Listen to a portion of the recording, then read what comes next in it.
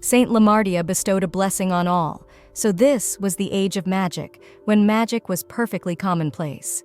During this time, the power of the temple was absolute and unyielding. And in this temple, a girl of incredible power named Hestia was locked away for life. She was an experiment of the temple.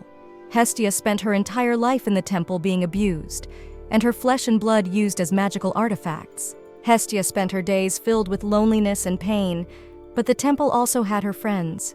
There was a boy and a girl. The boy was brought in because of his magical powers and was also experimented on, driving him insane. This boy Hestia eventually saved. And they were happy enough, the three of them. It was a good time when Hestia, Janxen, and her assistant were together. But the happiness didn't last long. For all this time, the temple was about to break the seal, and to everyone's horror, the temple attendant succeeded. And the world's mana got out of control. However, there was one way to get things back to normal, and that was the way granted by the merciful Lamartia.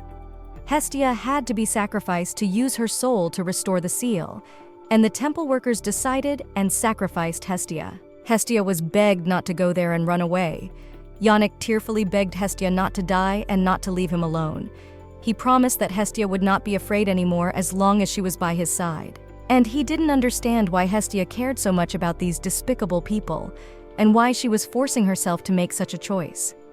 He couldn't accept the fact that Hestia didn't care about her own life. He asked that Hestia give her life to him because he cared a lot about the girl. Otherwise, Janxen promised that he would kill every single one of them. He didn't care if they were maids or loved ones. Love those who used Hestia's powers. He wouldn't forgive any of those people. So he asked that Hestia not go anywhere. Even despite such desperate requests, Hestia still came out. Hestia explained that she thought about it for a long time and realized that if only she died so that the others would survive, it was a small enough sacrifice to save the world. Eventually, Hestia sacrificed herself to tame the rampaging mana, and then Janxen gathered the disintegrated pieces of Hestia's soul.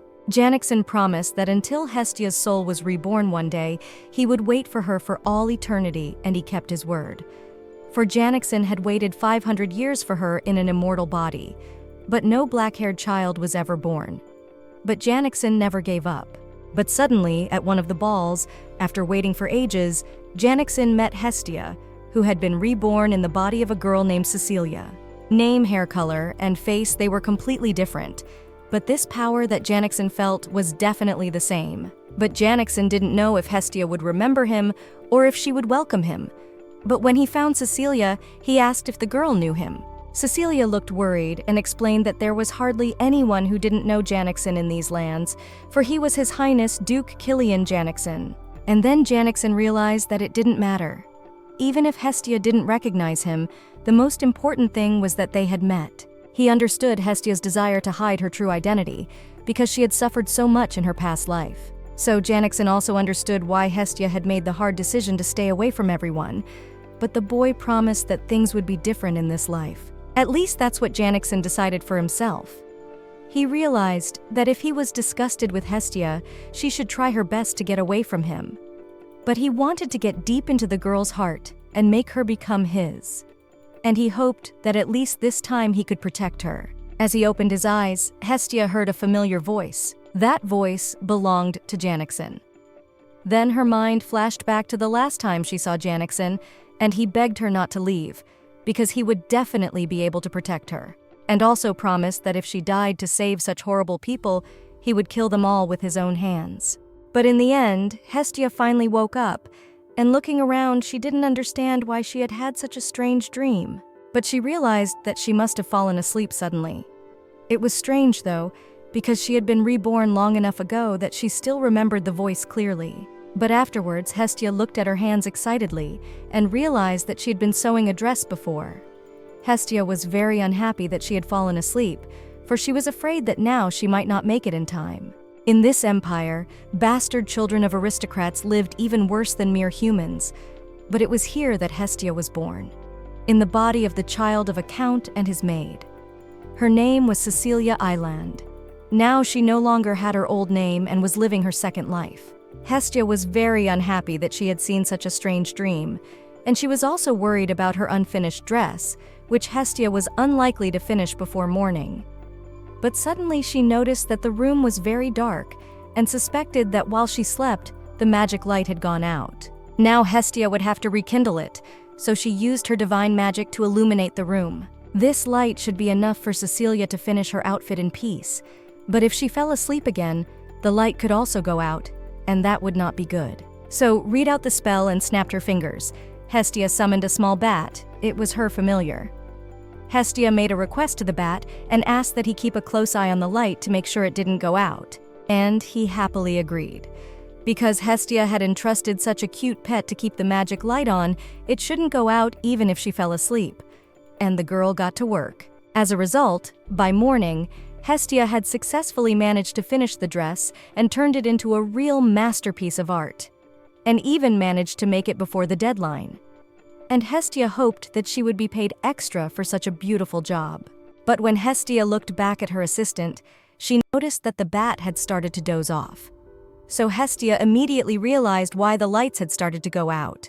Hestia looked at her assistant with displeasure and explained that she had given him the task of watching the lights, so he shouldn't be so negligent in his work. Finally, the frightened bat disappeared, and Hestia began to wonder if her sister would like the dress.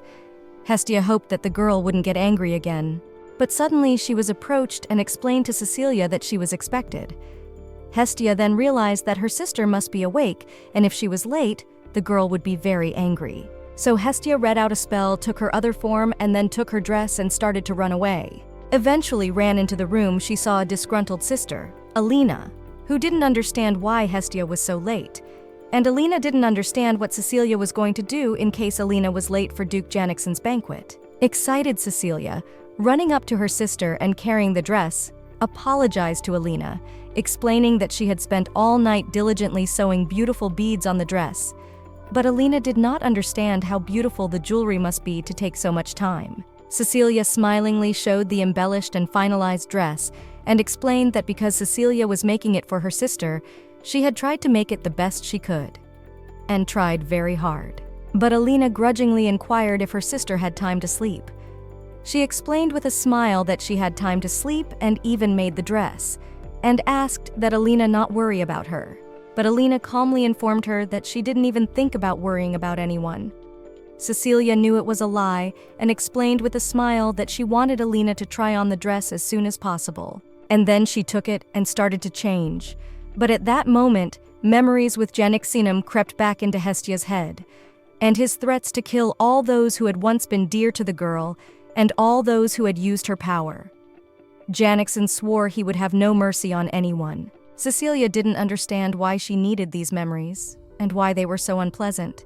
She had been worried before and even searched for records of past events, but nowhere did she find evidence that Janxen had carried out his threats. Besides, even though Cecilia had all her memories, her past life had to be in the past. So whoever she had been before and whatever had happened then, she was now a completely different person and lived by different rules of this world.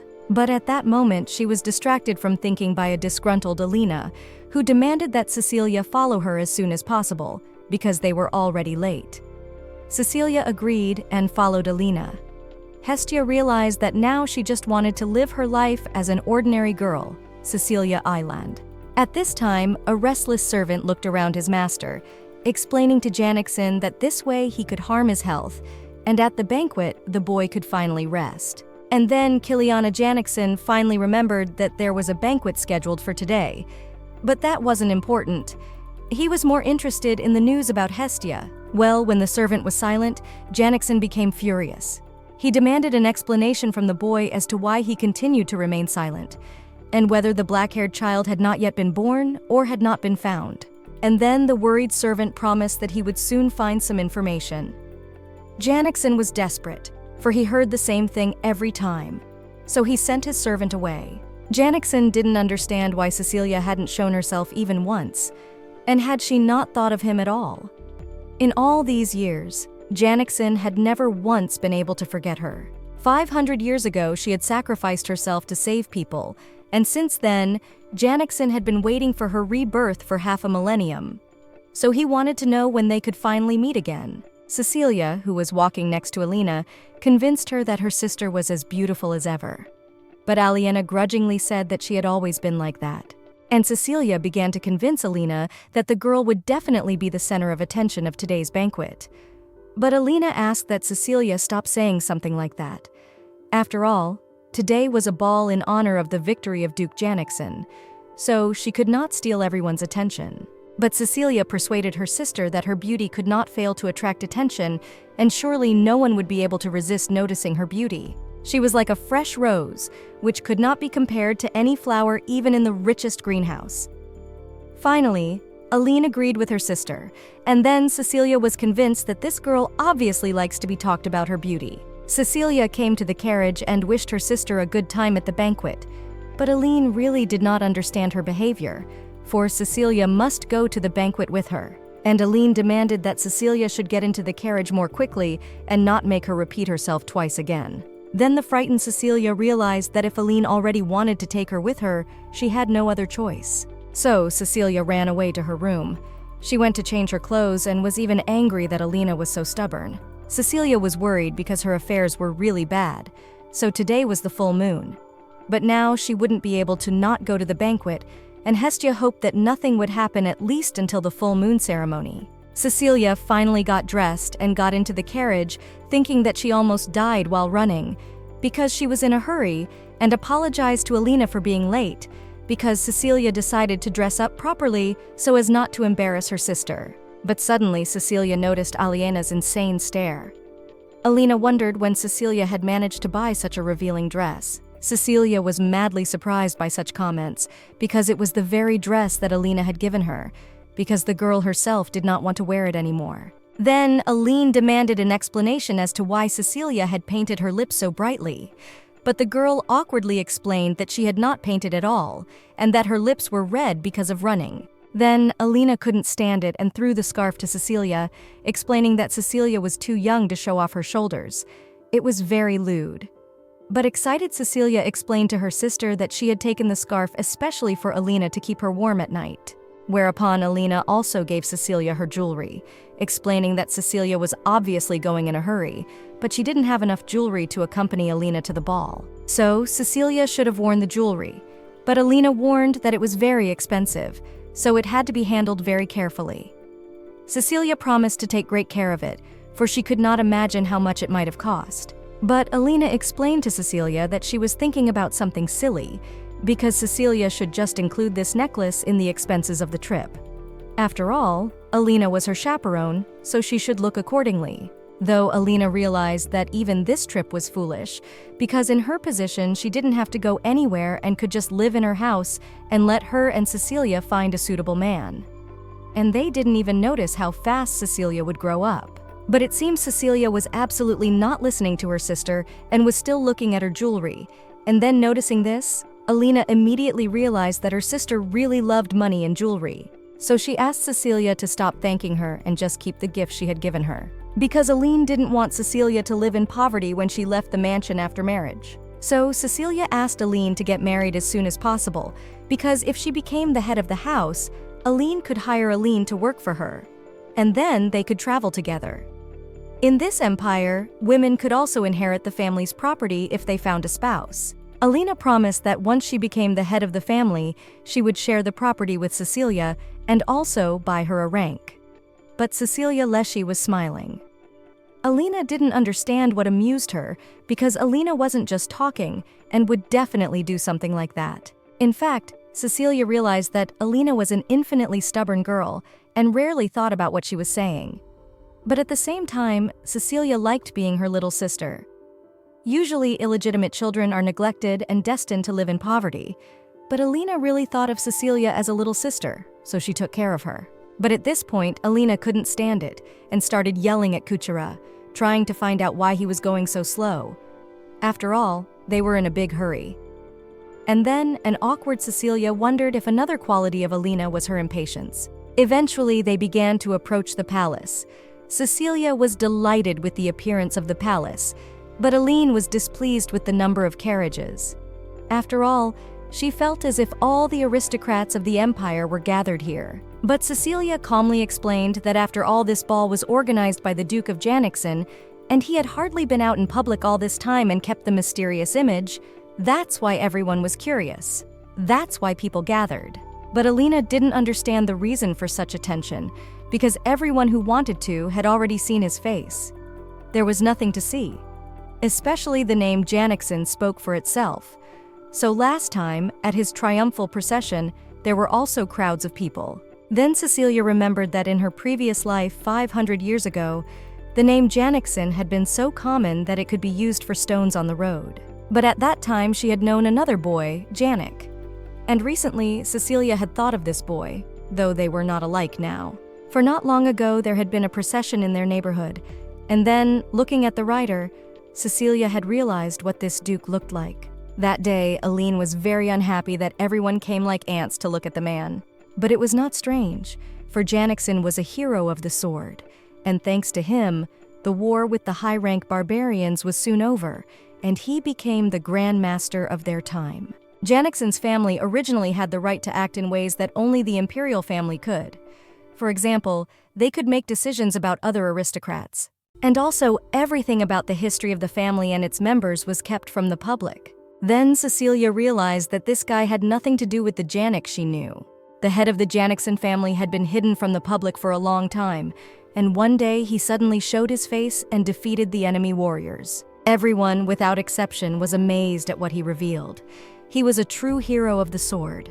Janxen was called the Great Master, so Cecilia was initially surprised when she heard about him. However, there was no more mana in this world that was sufficient for a Grand Master to appear. In addition, the only source of mana needed for this to happen was Cecilia herself, but she was also destroyed for the public. But it didn't matter. Cecilia actually thought Janxen was very beautiful, and he was glowing. It was originally said that the more mana in a person's body, the more beautiful they are. So the original image of Hestia herself was also very beautiful. But suddenly Cecilia noticed that Janxen was not happy at all, and he looked both lost of hope and full of rage. So this man seemed quite unusual to Cecilia, and it was as if he himself was dissatisfied with his existence. But suddenly the guy seemed to sense something. Janxen turned around, and then Cecilia realized that they had just met gazes almost by accident. Janxen immediately looked over to where Cecilia stood, thinking about the fact that he sensed a familiar mana. But he realized that he was probably imagining it, for the only one who possessed such mana was the girl who had left him alone in the distant past. Cecilia was trying to catch her breath. She didn't realize why she had hidden herself. It was an impulsive action. Cecilia tried to reassure herself that it was unlikely that Janxen was paying attention to her, because there were so many other people downstairs besides her. And besides, she had a different appearance now. And maybe that look didn't mean anything. It was just that Cecilia was used to being ignored in this body, so Janxen's gaze seemed unusual to her. But suddenly, Cecilia heard a scream. And when she looked around, she saw that the poor child was now hanging from the ledge. And apparently the child had fallen when he looked up at the march. Then Cecilia pointed to the monument and explained that she had to climb the monument to save the child. Then Alina looked back at the monument herself and realized that if the child really fell on it now, he would probably die, because the monument had too sharp a fence and parts. Hestia realized that she could easily save this child, but if she used magic now, it would cause too much unwanted attention, because magic had long since disappeared, and it was unlikely that Cecilia would be able to hide the fact that she had used magic. And if the existence of what was sealed inside Hestia became known again, she might have to relive the horrors of the past. Then the troubled man handed over the keys, explaining that they were the keys to the side door. He was the manager of the inn. He asked me to save the child. So the child went off, and then some lightning flew, and there was a lot of dust. And when the dust cleared, it was obvious to everyone that Janxen was the savior of the child, so everyone started to cheer for him. Then the hotel manager, looking at the destroyed buildings, didn't understand how he could make amends for the destroyed statue of the emperor. He was happy to have saved the child, but the loss was too great. The manager could not believe his happiness, but Janxen explained that the manager had told him himself that there was no one to make amends. Therefore, he should have silently taken the gem. Cecilia breathed a sigh of relief. She was glad that the child had been saved after all. But Hestia was sure that Janxen had obviously not been near the statue before, and she was sure that Janxen had chopped down 2 gates with his sword to get there. But suddenly the girl noticed that Janxen was whispering quietly. He was now thinking about the black-colored hair of the rescued child. But suddenly, Alina's words snapped Cecilia out of her musings. Alina explained that she wanted to take the place of the Duchess. Of course, Cecilia knew that Alina loved power more than anything else in the world. Cecilia assumed that Alina would sooner or later start looking for a partner of high status. But with her great ambition, Cecilia thought that Alina would not choose Duke Janxen, who had no interest in politics or power, but the second son and emperor who would be the future heir to the throne. So it was strange for Cecilia to hear that Alina had changed her mind. Now Cecilia understood why Alina wanted to stand out so much at today's banquet. But she didn't know if people's opinion of her appearance could really change the situation and influence a man's choice. But still, Cecilia was optimistic, realizing that if her sister suddenly wanted something, she would definitely do it. And Cecilia would help her. After all, Cecilia wished that all her sister's dreams would come true. But though Cecilia had promised it to her sister, she was worried that the man really wasn't worth it. But suddenly, she caught a glimpse of the Duke and couldn't realize if this was the right man. He was indeed very handsome, but what confused Cecilia more was that he was already drunk, even though the banquet hadn't even started. Cecilia was shocked. After all, the banquet was scheduled in honor of the Duke, but he didn't even bother to prepare an opening speech. And also, there was always a strange atmosphere around him. So Cecilia was worried that Alina would be disappointed when she saw Duke Janxen. But paying attention to Alina, Cecilia realized that the girl was already disappointed, and there was irritation written on her face. And it seems Alina even started to hate the Duke. But suddenly, Cecilia noticed the Duke's servant. The girl hoped that the servants would bring the man to his senses as soon as possible, before her sister's patience gave out. But the girl who suddenly appeared in the hall did not understand why everyone was standing around and doing nothing. It was a wonderful day, and she did not hear the ringing laughter. Cecilia did not understand why the girl appeared and spoke in such a way. After all, the Duke had not even had time to say a word, and they had already begun their speech. But after she realized that it was no wonder, because two princesses appeared. It was the second Princess Iris and the first Princess Yuria. Yuria announced to everyone that they should start the banquet arranged in honor of the grand victory won by their Grand Duke Janxen. Cecilia didn't understand why the princess decided to give the opening speech herself, as if she was similarly declaring that she would be the future consort of the Duke. Yuria also said that in the name of their imperial family, she was declaring that the radiance of the holy religion given to her should descend upon the empire. Cecilia was at once startled to hear of the holy relic. But then, the ring on Yuria's finger shone brightly, emitting light. And already after that, the girl announced the beginning of the banquet. All the people who absorbed this light were insanely grateful to Yuria for the blessing, and no one expected that she would decide to bless them with the holy relic. One of the men noticed that the scar he had received 20 years ago after his fall had started to fade, so everyone was wondering what great power was hidden in the sacred relic that had been passed down in the imperial family for generations. It was also a direct proof that the gods were still watching over their empire and protecting it. So everyone began to praise Princess Yuria, and the girl joyfully suggested that everyone present pay tribute to the soldiers who had sacrificed themselves for the safety of the empire, and explained that with the blessing of their deity, the souls of the dead would be appeased. But Janxen was very annoyed by Yuria's speech. After all, this power belonged to the woman they had self-murdered. Yet now people boast of having a relic as if the relic were their own power, rather than created with the blood and flesh of the dead Hestia. And despite how many centuries this relic had been passed down, Janxen was disgusted to look at it every time. He was also insanely bored. He wondered when Hestia would be reborn. While Janxen was waiting for her rebirth, he decided to get the highest position so that he could protect Hestia from anyone in the future, and also to give her anything she wanted. Janxen also made sure to get rid of all the people who could theoretically harm her, for he did not want this tragedy to happen again. But no matter how much gold and wealth Janxen accumulated, and no matter how many times he covered the empire with the most beautiful colors, and no matter how long he waited, Hestia never came back. So Janxen didn't understand what use he had for all that he had. And Janxen was very tired of this whole annoying world that Hestia was in. But suddenly, all the people present at the banquet smelled some pleasant fragrance. It was a very light scent of flowers and a very noble odor. And then Janxen realized that there could be no mistake, because this scent came from Hestia's manna. But he guessed that maybe the owner of this scent was no longer here, so he wanted to go outside to find out the source. But at that moment, the guy was stopped by the princess, not understanding why Janxen suddenly got up so abruptly and started to leave. But Janxen demandingly ordered Yuria to let herself go, after which he ripped his hand out of the princess's grip. Yuria was offended, not understanding how the Duke dared to treat her with such disrespect. But suddenly, all the aristocrats began to discuss this unfortunate situation. It was also rumored that when the first princess tried to persuade the Duke to marry her, he slammed the door right in front of the girl's nose and did not even listen to her. And now everyone was convinced that it was not a rumor. Because before this, Yuria very confidently played the role of the future bride of Duke Janxen. Besides, the Duke himself was not publicly outraged.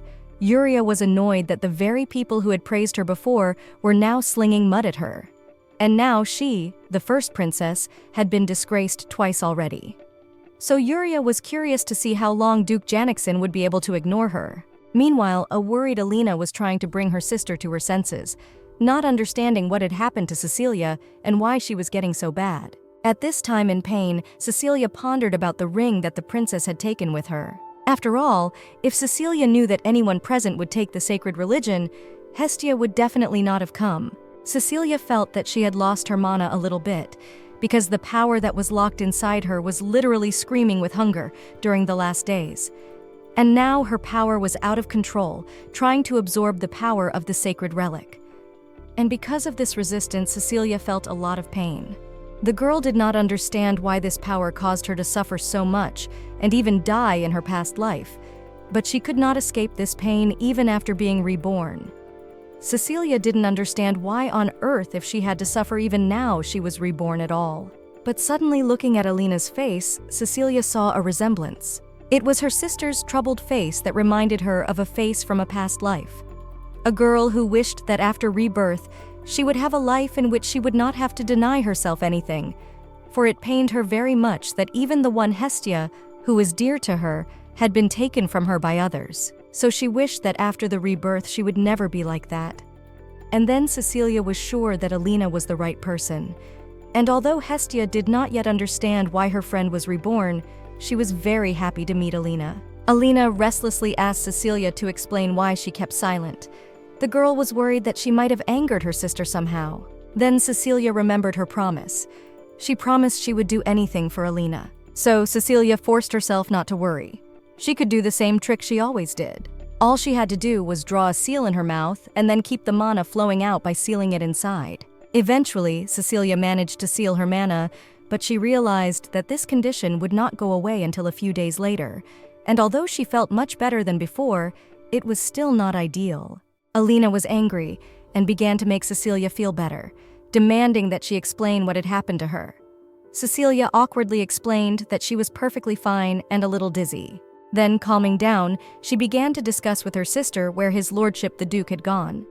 Alina grudgingly reported that the jerk had just run off somewhere, which she was very unhappy about. Cecilia was disturbed by this news because she knew how much Alina wanted to dance with Duke Janxen, but Alina said that she was obviously not worried about some jerk, because Alina was much more worried about Cecilia. Then Cecilia tried to silence Alina, because if anyone could hear Alina talking about the Duke, they would think that she hated him. But Alina was not satisfied, and explained that she spoke quietly enough so no one but Cecilia could hear her. Then Cecily calmed down. She realized that she was worried. Because of the holy relic, everything could go wrong. But everything went well enough. And also, Cecilia was embarrassed that her sister had been so frightened about her health that she had even forgotten about the Duke. Of course, Cecilia was still sorry that the Duke had run away somewhere, and he must have upset Alina very much, but perhaps it was even for the best. After all, if Alina had no other plans, they could leave early. But suddenly, a man came up and criticized the girls, explaining that they were being too loud. Cecilia was very confused, but Alina didn't like his tone. The man explained that the girls shouldn't shame the Count's family and behave like that. He didn't understand why the girls were always behaving like that. All the more, it seems they were not bothered by it. And his companion did not understand what Lady Alina was constantly so displeased about. But suddenly, all talk ended when Lady Veronica from Count Leran's family came into the hall. Cecilia began to worry, realizing that this meeting would not end well. And she did not understand why Veronica had come today to spoil her sister's mood even more. Because Alina hated Veronica too much, now Cecilia would hardly be able to easily pull her sister away and end their quarrel if it started. Alina smiled the sweetest smile and apologized to Lady Veronica for appearing before her in a way that belonged. And Cecilia did not understand why Alina was behaving like that, because it would be much better to just ignore this evil toad. Especially Cecilia Beautiful understood that judging by Alina's feigned politeness, the girl was now incredibly angry. Alina also explained to Veronica that her sister was not feeling well, so she apologized and explained that they needed to leave the banquet first, for which Cecilia was incredibly grateful to her. Veronica explained that she was glad Alina had decided to leave the ball, although she was sure that the splendor of the banquet would definitely not be spoiled by the horrible dress Alina had chosen for herself and the low-born girl she had brought. And hitherto calmly, Alina seriously freaked out, demanding that Veronica repeat what she had said earlier if she dared. Veronica explained that she sympathized with Alina because she had come dressed up in such an extravagant dress to stand out and shine her beauty at the Duke of Janxen's ball, obviously so that the man would pay attention to her. And also, Aline had brought a low-born child to contrast her superiority, so that her superiority was clearly evident. And it seemed to Veronica that Alina must have been very upset when the Duke didn't even give her a single glance and immediately ran off in an unknown direction. Veronica reported the impropriety of Alina's outfit and expected Alina to know exactly what she was talking about. Veronica thought that Alina should know that for several years, it had been customary to wear a dress in soft colors. But it was done on special occasions to honor the memory of those who had died in the war, so it must be a great shame for Alina that she had chosen to disregard this rule, although she had always been an example to the aristocrats. And Veronica wondered whether Aline was not ashamed to wear such a garish dress to the banquet in which they were honoring the memory of the dead. Cecilia began to worry because there were too many people watching the quarrel, and therefore, she was worried that now Alina would get out of control and could hit Veronica, because it had happened before. So she had to stop Veronica, otherwise her sister could really hurt her, so Cecilia asked them to stop. Cecilia also remembered that Lady Veronica had made her debut only a year earlier than Aline, and it seemed that the girl had even succeeded in attracting public attention on her debut. But a year later, all the attention of aristocratic society was riveted on the clever, and, though pretended but polite, Aline. And from that moment to this day, the more Veronica began to get to Alina, the more Alina tried to avoid conflicts by restraining her anger. But at one point, unable to withstand the eternal attacks from Veronica, Alina decided to no longer avoid conflicts. In addition, the dress that Alina was wearing was recommended by Cecilia because she thought that this dress could attract the attention of the Duke. So if Alina could not become a duchess because of a badly chosen dress, it would be a real disaster.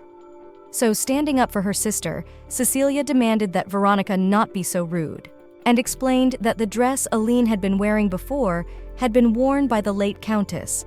So, as Veronica must know, after the Count had died in the war, his wife had supported the soldiers who had gone to that war to the very end. So when they were about to attend a banquet in honor of the much-anticipated victory, Cecilia thought that it would be wonderful if the Countess could attend it with them. So she had the idea of altering the dress that Madame had worn before her death and letting her sister wear it. In fact, it was still difficult for the girl to say all this, as she was experiencing complications due to Mana, but she hoped that she would succeed. After all, Cecilia was confident in her acting ability, after which the girl cried and turned to Alina and apologized to her, for it was very foolish to suggest such an outfit to Alina. So instead of doing something noble, it seems that Cecilia herself, without expecting it, insulted in this way the bright memory of the Countess and tarnished the honor of her sister. Then, seeing her tears, Aline became seriously angry and was not going to hold back. But as soon as she was about to explain herself to Veronica in a rougher tone, the other noblewomen could not believe that the girls had such a strong feeling of respect for the late Countess, and realized that this outfit was Aliena's inheritance. And it wasn't strange, for only 5 years ago everyone liked to wear brightly colored clothes. So they explained to Lady Veronica that it was very impolite to say something like that, and that it was wrong to accuse the girls without knowing the circumstances of the decision. After which the aristocrats went round to Cecilia and Alina and began to ask them how they had managed to give a second life to this dress in such a masterly way, for the dress looked incredibly stunning. And the girls even thought that it was bought in the most fashionable boutique. And some of them, since they saw the dress, immediately admired its beauty and even wanted to ask Alina for the boutique's business card in order to buy a similar dress. But Veronica was furious, not understanding how an illegitimate child could dare to allow herself so much, that she even decided to communicate with her directly. It was especially unacceptable that an illegitimate child dared to talk about the majestic countess. And in fact, such a mudblood wasn't even allowed to open her mouth. Veronica explained that if Cecilia didn't apologize and stop behaving like that, she would definitely become a disgrace to the whole family sooner or later. Veronica had also heard that all Cecilia was good at was singing, so she suggested that Alina get rid of the girl and make her a traveling singer, because that would be much more useful. Then I'm still in pain. Cecilia realized she had screwed up, and now she didn't know what to do. After all, her pain and severe dizziness was only getting worse, and Cecilia didn't think she could do anything about it, so she even started thinking about sneaking up on Veronica and casting some kind of spell to silence her. But suddenly, Alina, a fake smile, decided to discuss that earlier she had heard a conversation that His Majesty was looking for a worthy wife for the Duke, and also planned to organize a grand banquet, secretly inviting selected ladies to it. Cecilia did not understand if there was really such a conversation, as Alina had never mentioned it before. Alina also explained to Veronica that the list included not only her, but also other ladies from aristocratic families. But looking at the names of the invited ladies, Alina did not find Lady Veronica's name there at all, and Alina wondered why that was so. Veronica had absolutely no idea why Alina had so suddenly decided to start this conversation. Also, Alina explained that what she had heard earlier from Veronica had upset her very much. But it seemed to her that Veronica should have thought about improving her situation beforehand, instead of doing it at the last moment at the expense of others with unfounded accusations. After all, they were both daughters of Count families, but it was Alina who had been chosen over Veronica. Veronica's reputation was so tarnished that she had not even been chosen as a worthy consort for the Duke, and Veronica didn't even have the same exquisite dress as her own sister, whom Veronica had called a mudblood. But the dress wasn't even worth talking about, considering her reputation, because even Veronica's complexion looked more like the dull mud on the roadway, except that it was Veronica's fault, not Alina's and her sister's. When the girl tried to swing, Alina skillfully took her arm and brought her closer. She explained to Veronica that she knew very well that Veronica was jealous of her and wanted to rise above Alina with all her might. But she warned her that if Veronica ever again said anything about her sister with her filthy mouth, especially pointing out that she was illegitimate or of mixed blood, Alina would do things to her that would make hell seem like heaven to Veronica. So Alina suggested that Veronica stop trying her patience. Cecilia was amazed that Alina was so good at eloquence in both her past life and present life, so Cecilia was even worried that the girl had memories of her past life. The aristocrats also began to chat about the fact that their princess was also wearing a red dress, the color of blood, so it was rather rude of Veronica to say such a thing in the room where the princess was. It was as if she was blaming the princess herself for choosing an inappropriate outfit. The aristocrats believed that the princess had chosen this color of dress to celebrate her victory, so surely a dress of this color would be very popular among the other young ladies. And even though Veronica wanted to shine, she made herself look as impolite and uncultured as possible. Alina calmly explained that Veronica herself should realize that she was the only one to blame for her situation. So Veronica herself made things worse. And then, realizing the whole situation, the maid suggested that Veronica leave as soon as possible. She immediately turned around and humiliatedly walked away. Then Cecilia suspected that perhaps her sister had not originally lost her temper, for she feared that because of the noise raised, they might have been the aggressors who tried to spoil the banquet by such inappropriate behavior. At this time, the excited ladies surrounding the girls sympathized with Alina, for they knew how kind-hearted she was, so it must have been very unpleasant for Alina to hear all these comments about her sister. Also, one of the noblewomen came to Cecilia and explained that the girl should not worry about what had happened, because it was very noble of her to honor in this way the memory of the countess who had passed away. Then Cecilia guessed that from the very beginning, Alina waited for the moment when all people would take their side, and Cecilia was pleased that the aristocrats from time to time could even talk to her and not ignore her. But all this was the merit of Alina, who did not stop taking her to official events and treated her as a human being, not belittling her for her origin and not ceasing to care for her welfare. In her past life, Hestia had played the role of protector for her sister, but in this life it was quite the opposite. So Hestia had a very strange feeling. But Cecilia could no longer bear such terrible pain. She felt as if she were going to faint. But it wasn't time to leave yet, so she had to hold on a little longer for the sake of her sister, who was bravely protecting her. Cecilia suggested that she should go to the restroom as soon as possible so that she could rest. But Cecilia convinced Alina that she could go alone, because it was more important that Alina should thank those who had stood up for them. Especially Cecilia thought all these aristocrats were wonderful people, and they could be a driving force in Alina's career in the future. And then, looking at Cecilia, Alina admitted that sometimes the girl reminded her very much of some person, but she did not specify which one. Alina also realized that Cecilia was telling the truth, so she asked the girl to go and have a good rest. Then she went to the restroom and smiled one last time to Alina and her new acquaintances.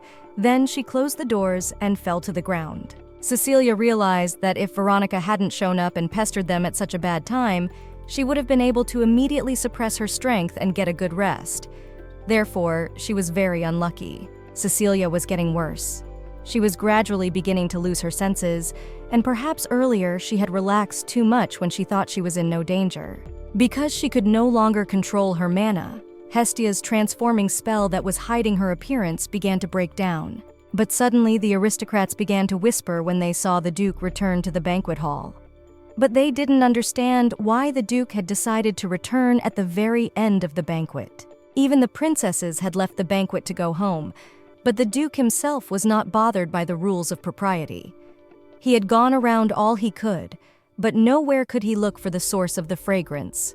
And after a couple of laps, he decided to go back, so now it seemed to him that he had become crazy. And perhaps because of his longing for Hestia, he fancied he smelled the scent of her mana. But suddenly the Duke sensed something strange from outside. Alina didn't like the fact that Janxen was still completely unconcerned about the guests. After all, he hadn't even spoken a word to anyone, so it looked very ignorant. But she noticed that Janxen was looking in the same direction at the balcony where Cecilia was. At this time, Cecilia was giving orders to her assistant. She explained to the bat that as soon as he could find Veronica, he should quickly heal her wound on her arm that Alina had left behind, then quickly go back. Though Cecilia was sure that knowing Veronica, such a wretch would most likely re-inflict herself early after recovering, and then there would be a lot of unnecessary problems. So Cecilia asked that her assistant should follow the girl, and by no means let her inflict a fresh wound on herself for a couple of days. And then the joyous bat flew away.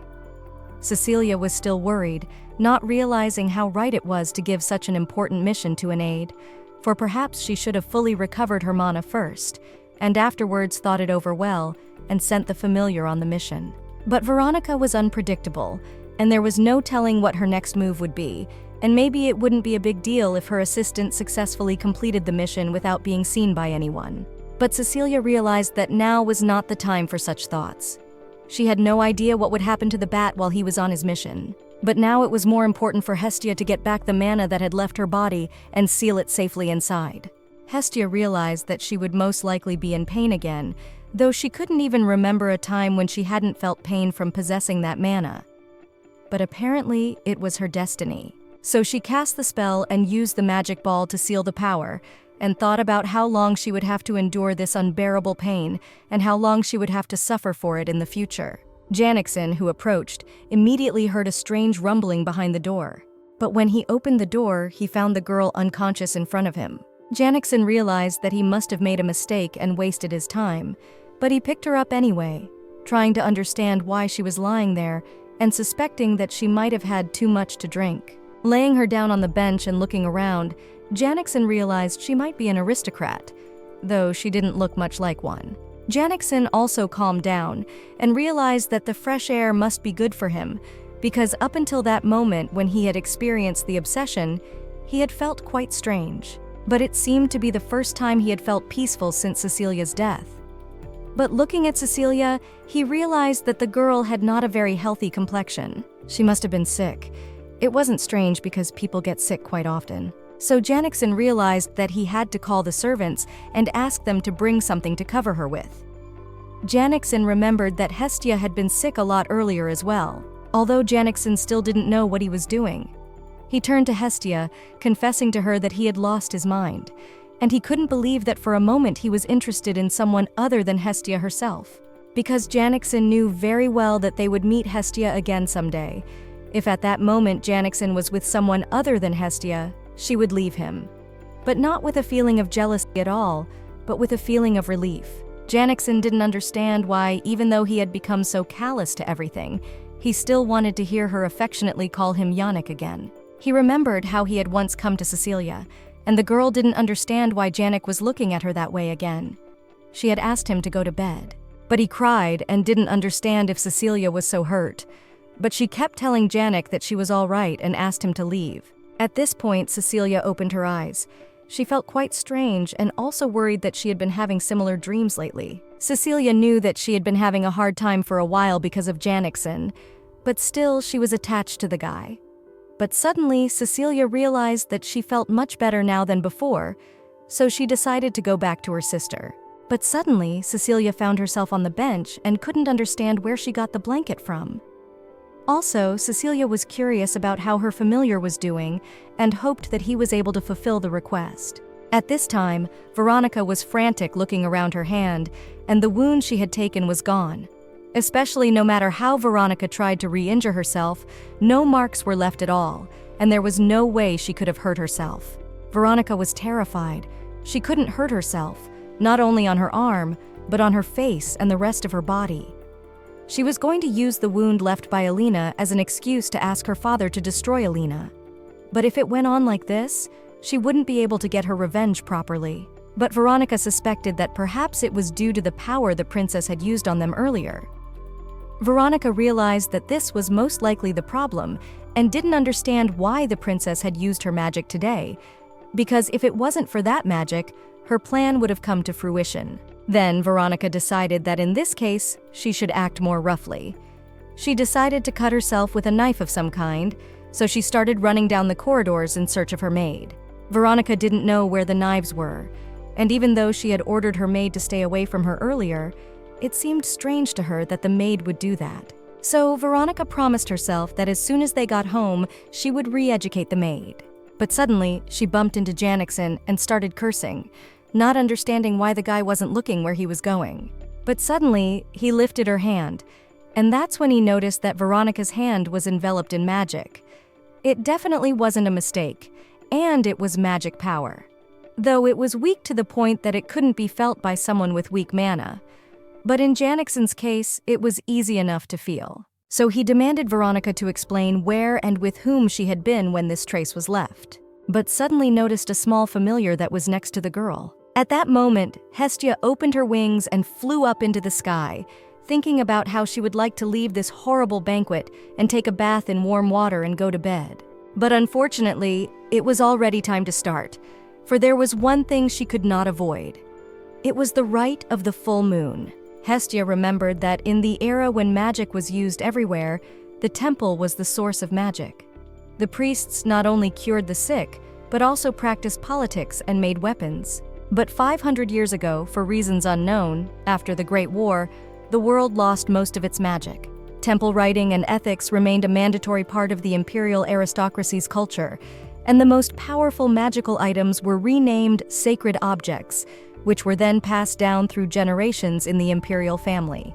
But the stories of the priests' insatiable greed for power and the horrific bloodshed they caused were silenced and not passed down through the generations. Eventually, Cecilia arrived at the necessary spot near the sacred tree, illuminated by moonlight, and to the ruined site where the temple used to be, and memories immediately crept into her head. Hestia admitted that as every time she had been to this place, it felt as if these events were just yesterday. She remembered the days when the three of them had spent time with her sister, who had been her maid in the past, at the temple, and the guy they wanted to make immortal, Yannick. But suddenly Hestia began to breathe heavily, which meant the process had begun. When the full moon was at its peak, Hestia was no longer able to suppress her mana. Mana, trying to take advantage of this opportunity, was frantically getting rid of the vessel.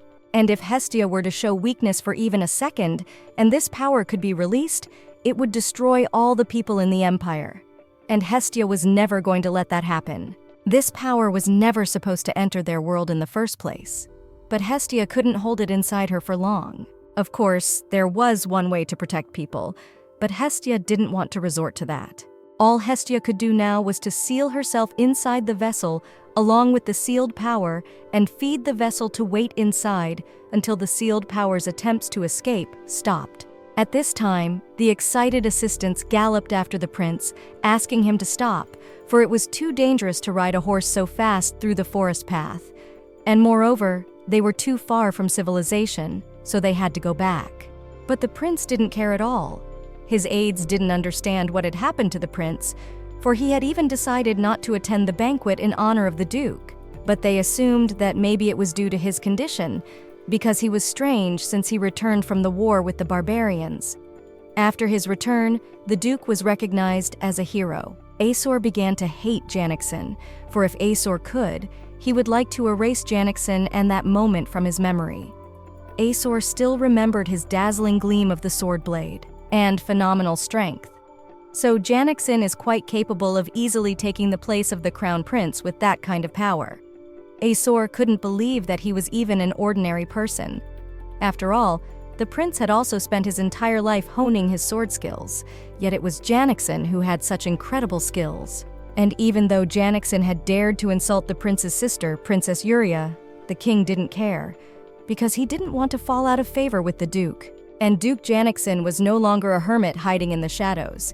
He had dangerous power, magic, and influence over the imperial family, and incredible sword power. So the prince was well aware that the duke would be a stumbling block even after he ascended the throne. But suddenly, the prince stopped. He was surprised that he hadn't even noticed he'd gotten this far because of his worries. So Aesor apologized to his knights, for he didn't want to cause them so much inconvenience before nightfall. Aesor realized that as a future ruler, he shouldn't behave so frivolously, so he suggested that they go back as soon as possible. But suddenly everyone felt something. The knights thought that there was a strong wind, but no one understood what it was related to. But the prince realized that this wind was unusual. It was magical.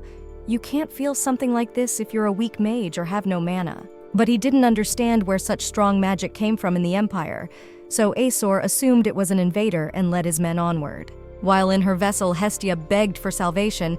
She felt as if her body was going to be torn to pieces. She wanted it to stop. She remembered her oldest memory from her past life. It was when Hestia, as a little girl dressed in white clothes, entered the Temple of Light. It seems the priests wanted to create an immortal child out of her through experimentation. They kept cutting her up and stitching her back together and then doing it all over again.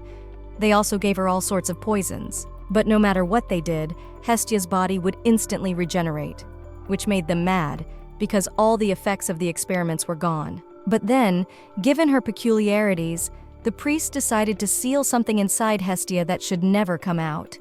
No one really knew what this sealed evil was or where it came from, and even Cecilia herself had never seen anything like it. But even so, she knew instinctively that it must never be released. Otherwise, all living things would end. It's not for nothing that the doctors codenamed it evil. Cecilia survived even after it was implanted in her. She continued to grow as a normal person. The priests were disappointed because they wanted to make her immortal at least this way, but the girl never understood their wishes and wanted it to stop. One day, one priest learned that her blood could activate the power in a sealed body, and the others decided to make special relics out of her flesh and blood. And it seems these relics are still used and passed down in the imperial family to this day. Hestia had always wondered how long they planned to abuse her, because there was no end to it. Though she had already realized that it was unlikely to stop judging by the greed of these people. They were sure that Hestia did not know the truth, but she knew very well that soon the priests were planning to perform a ritual, so that the creature that was inside her could get out by tearing her flesh. She knew that the children of the Empire and the people could have died if Hestia hadn't saved them. So she decided not to think about her future death anymore and just think about what she could do for the people while alive. Because those thoughts always made her feel better. But she still didn't understand why the priests wanted to do this, even though many of the test subjects had died. Hestia wondered how much more she had to suffer, and why she had been reborn again, and how she had managed to meet her sister. But Hestia realized that if she tried not to remember it again, perhaps the next day she could smile as brightly as before. But suddenly her cocoon shattered, and then everyone witnessed the appearance of the girl. Everyone was amazed, and Hestia didn't notice them yet, happy that it was all over. But suddenly she found the prince and also his assistants, so she immediately took to the sky and started to fly away. Everyone was amazed at her speed and did not realize whether they should catch up with this girl and ask the prince for advice. But he calmly looked around the place where Hestia was and noticed her feather there. While in the mansion, Cecilia was very worried, for she had never seen any human being in that place before, but this time she had no luck at all. So Cecilia tried to convince herself that everything would be all right. She hoped she'd never meet those people again. But suddenly, from the open door, she heard a scream belonging to her sister. Then Cecilia immediately remembered that the same scream had been heard by her maid, who had begged her mistress to run away, and the priests had stopped her with all their might. The girl didn't understand why the mistress didn't run away and promised that Janxen would definitely help her not to get caught by people. The girl didn't understand why Hestia was willing to sacrifice her life for the sake of such freaks who tormented her so much. And she didn't care what would happen if Hestia didn't do what she was forced to do, because Mistress Hestia was much more important to her than anyone else, so she shouldn't have to sacrifice herself for anyone else. When Cecilia came to Alina's room, she saw the girl crying and calling for Mistress Hestia. Cecilia realized that the girl was having bad nightmares, so she sat down beside her bed on her knees and began to soothe her and sing a song. Her older sister had told Cecilia since she was a little girl that she had nightmares all the time, but she never told the contents. But each time Cecilia became more and more convinced that Alina was her friend from the past, because it was obvious from the lines Alina made in her dreams. So Alina became her only friend, who also reincarnated. This meant only one thing: Cecilia was not born alone. After reincarnation, for reasons unknown to Hestia, the girl was very confused and lonely. So Cecilia thought that it was good that her friend did not remember anything from her past life, because that life was full of painful memories. So it was good that only Hestia remembered it. She also realized during this time together that when she sang songs to her sister, it calmed her down quickly enough. Cecilia also hoped that soon Alina would start to dream not terrible dreams, but some nice good ones, because she wanted the girl to be happy, at least in this life. At this time, Alina had a dream where she was running around with Hestia and was having a joyful time. Hestia explained to the girl that she was having a lot of fun with her. After all, she was now her only friend. But that word seemed strange to the girl. Hestia explained that friends are people who are considered very close. She excitedly explained that no one had ever called her that before. In fact, the girl didn't really have a name. But he decided that from now on she would be called a friend, because it was Hestia who called her that way. When Alina woke up, Toe didn't realize what kind of dream it was, but immediately went to the room where she was dressed up. She promised that today she would focus all her attention on the Duke. Then Cecilia realized that her sister had been in an overly combative mood all morning. But Alina knew that the banquet in honor of the victory won by the Duke and the other knights would last for 3 days, so she should take advantage of that time. But Alina also warned that only invited aristocrats could attend today's banquet, so she asked Cecilia to stay and wait for her in her room and not to run around the building and look at all the glittery decorations. Cecilia was embarrassed that her sister had accused her of such a thing, though it was true, but she agreed. Though she didn't understand why her sister wanted to be a duchess, for Janxen seemed to her a very strange man, and she was worried about her sister. And in Cecilia's opinion, it would be better for Alina to become the wife of the prince of their country, because he is the heir to the throne, is good with a sword, very friendly and not lacking in beauty. Although Cecilia only knew of him from rumors. But Alina explained that she had good reasons to do so and asked Cecilia to fulfill her requests, because Alina had to leave, because today there would be fewer guests and the hall would not be so crowded. So Alina would have a better chance to attract the Duke's attention. Cecilia realized that in such a case, she just needed to hold her sister in her ambition to become a duchess. But she was against it anyway. Suddenly, Alina assumed that she must have had nightmares again, for she had heard Cecilia singing a song for her through her sleep.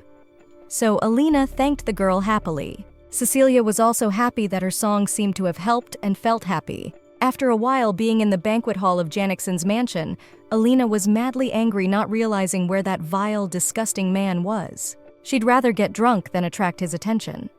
The Duke didn't seem interested in finding a lady of the heart, although Aline also thought that she might have come here too soon.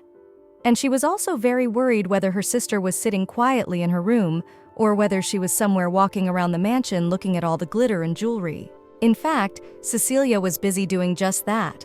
So she was walking through the hallways looking at all the jewelry and marveling that everything was decorated with gold and jewels. But suddenly, everyone was shocked to see that Duke Janxen was escorting Lady Veronica. And even Alina was shocked. I don't understand how the Duke could have come here with this girl. It sounded like a joke. At this time, Cecilia was admiring all the gold jewelry, for the Duke's residence was literally all shining with gold and precious stones. And the girl wanted at least one of these precious vases for herself. But suddenly she heard a scream, so she immediately hid, thinking that she had no time to do anything. But as it turned out, it was Uria's scream. The princess tried to calm down, but she was terrified and kept screaming that Janxen had dared to make his partner some pathetic Lady Veronica, the daughter of a common baron, while rejecting her, the princess of this kingdom. And even Cecilia herself was completely flabbergasted by it. Cecilia realized that this news was very bad, for Aline might turn everything in the banquet hall upside down because of anger. But the man tried to calm Julia by explaining that Janxen had never done anything normal and had always done something that caused a public outcry. But Julia was also furious with her brother's behavior because he had always taken her side and defended her before. But today, for some reason, he continues to stare at a feather all day long while uttering a minimum number of phrases. Then Cecilia realized that she had seen a man standing next to the princess.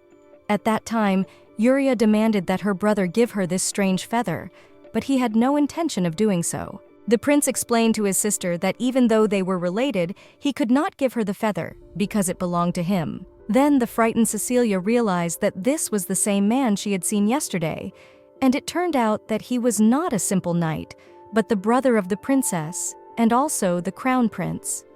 She was very afraid that she had given herself away in front of the prince of this country.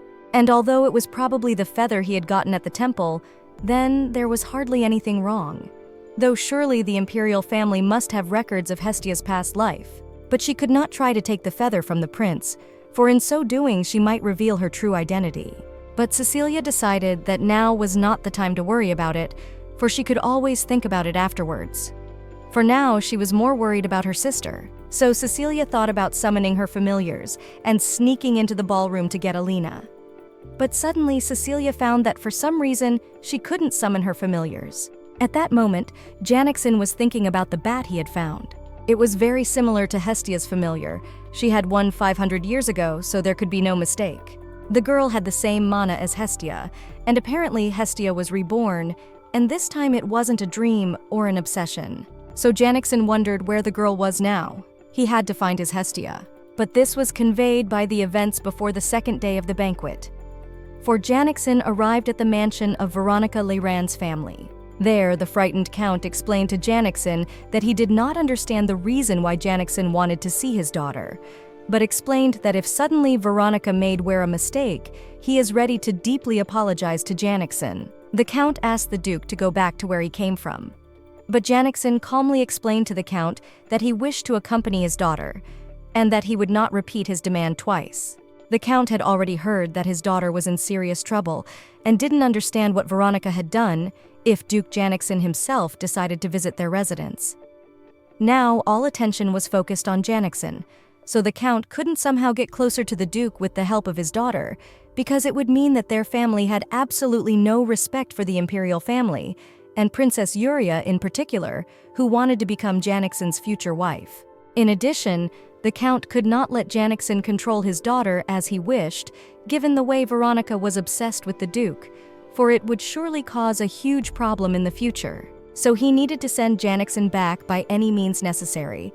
The Count explained that he was sorry and wanted to talk to the girl personally. But Janxen urged the Count to shut up, because the man was wasting his time, and so they should change the way they negotiated. He provided very rare siren tears in the amount of 20 pieces, and the Count could take them, after which he should immediately call his daughter.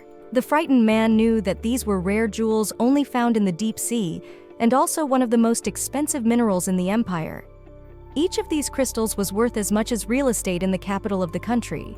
But when the Count did not give his decision, Janxen suspected that this was not enough, offered him as many as 50 gems.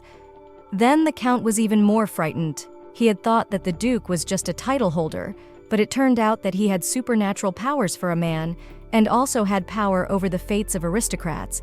Plus all of the above, he was also incredibly rich. And despite the fact that Janxen was a recluse, he was able to combine everything. Then, looking back at her watch, Janxen realized that just one lost second was too much. Janxen had originally decided to use the quickest way to negotiate because his patience was wearing thin.